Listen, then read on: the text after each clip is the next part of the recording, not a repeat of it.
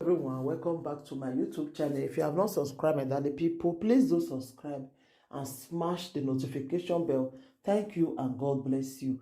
My darling people, my correct people, this video today is about our Oba, our palace. Hey, my people, Mona join me congratulate our Oba, oh, and happy birthday to the children.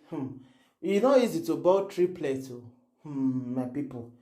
Mona join me congratulate our Oba, celebrate him, because it's not really, if you really want to tap from this blessing, may you congratulate him, may you wish the children happy birthday. It's not really easy.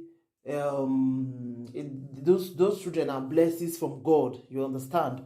As I see them and they happy, like, oh God, I wish I may get those 4 triplets.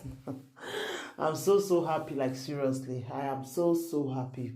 Happy birthday to those children, and congratulations once again to our Oba of Benin, our King of King, our Papa. Congratulations to you for those 4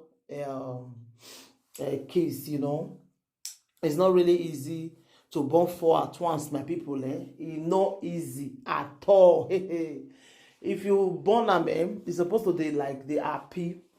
You just do one once. You don't say you don't throw away eye. You understand, my people?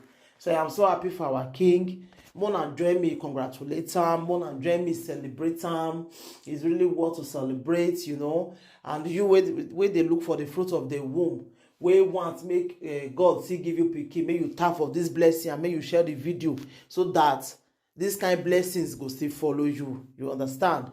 So Mona tap for this blessing, and Mona congratulate our Oba, congratulate him, and congratulations not go finish for our place.